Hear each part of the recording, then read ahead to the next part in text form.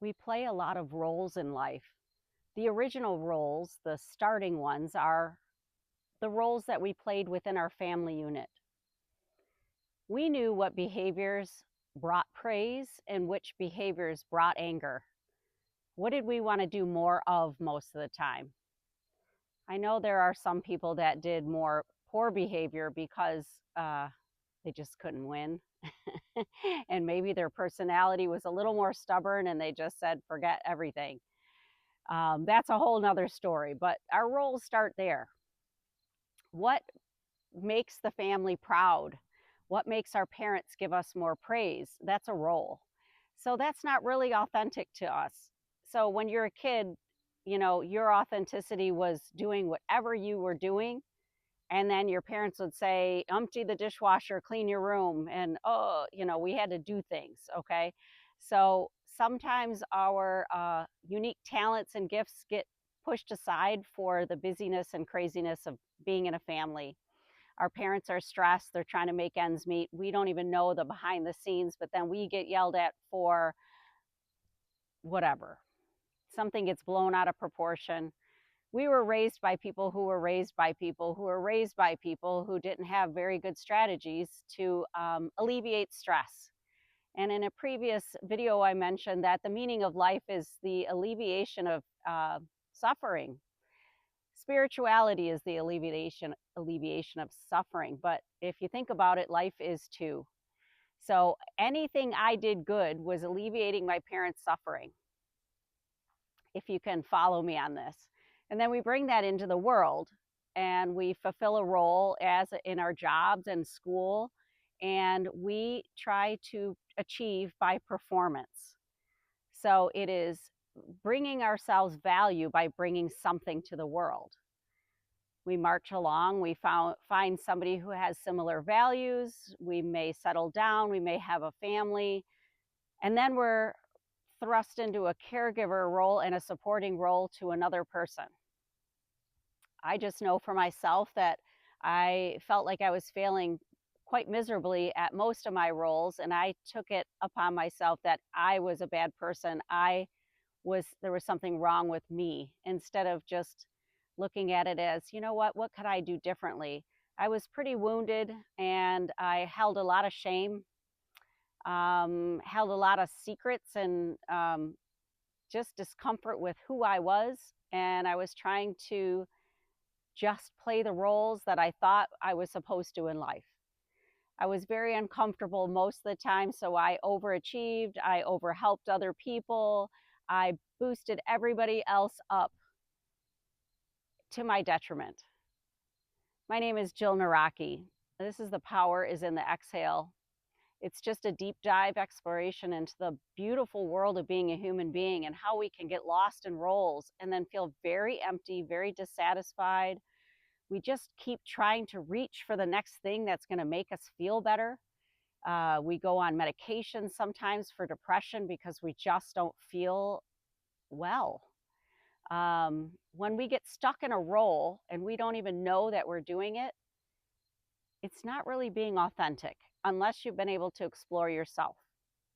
So in my family unit, my role that I took on, I don't even know, it wasn't like somebody said, you do this. I was the person who made other people feel better. Certified people pleaser. I never looked at what I needed, and I would take care of myself, but if somebody else needed something, boom, those needs were met first. You go into the world like that without a solid sense of who you are and your worth in this world. Based on, I based it on what my parents said, basically, and then what other people said. My whole value system was on my achievements and what other people's words were to me. If somebody didn't say something nice to me, I would try harder to make myself more appealing to them. And I would just over and over extend myself instead of just saying, you know what, they're just not my people and I'm okay with that. So I'm in my 50s now and life is different because I just about lost it. I tapped out. I couldn't play the roles. I was failing. I looked great. I looked like I was doing it right, but I was not living my life. I was living other people's best life. I was living for everybody else's expectations of me. I had very little moments of time where I could just be me. And it was like approved time slots when it didn't interfere with anybody else's needs. And nobody did that to me. I adopted it. I said, this is where I was supposed to be, but didn't put two and two together with life satisfaction, like at all. I just thought, what's wrong with me that I don't love this beautiful life that I've been given? I did gratitude lists. I every day I said everything good about my life. And I had a lot of beauty in my life, but what it was is I didn't even know who I was. I didn't know who I authentically was. I was playing a role, and it just felt empty. I had a lot of love. I could give a lot of love to the people around me. That was authentic. But love without definition, without dedication to yourself, without taking the time to know yourself, to cultivate who you are, gets drained. And you just feel depleted and you feel defeated. That was me. So what I've realized is, in a lot of research and a deep dive into life, is cultivating who we are is not selfish. If you are in a family where a people pleaser is preferred, you deny everything you need to make others happy. I just want to welcome you to that. Now, there's another way, a flip side. So if you are not a people pleaser and you are a go-getter and you're just a tiger, and some people think you're kind of cold and callous, but you're a huge achiever and you've got a lot of accomplishments and a lot of monetary success, that was another way of alleviating your family's stress, alleviating your own pain. You just covered it up with a bunch of achievements. It was performance-based, and it works. It works very well because society, what is society like? Society wants you to really to just be happy and peaceful and joyful in your own little bubble, or do they want you bringing something to the table? The more accolades you have, the more fame you have, the more degrees you have, the more valuable you are. They don't really care about what you cultivate on the inside.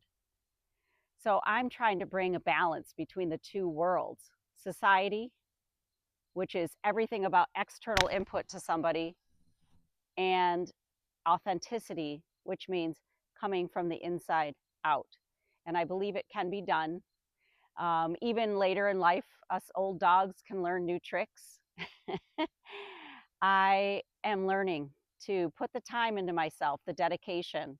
I read something about discipline of self. Well, discipline to me in my mind was, somebody cuff you on the side of the head and correct you because you're wrong. But discipline doesn't mean that. It means dedication. It means wholeheartedness. It means